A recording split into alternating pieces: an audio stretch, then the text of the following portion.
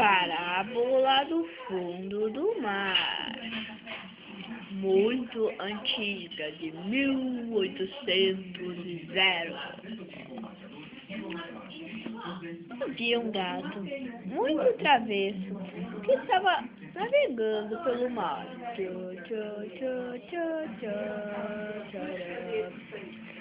Só que em uma hora chegou o monstro do mar. E ele pensou: é o monstro albião? Não, esse monstro vai jogar. Agora eu vou te matar. Eu sou do mal. Não, eu sou o Jack Chan. Não, melhor, Jack Nutty.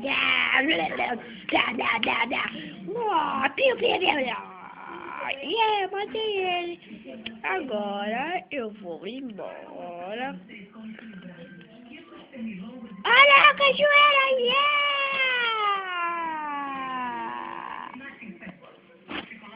Opa!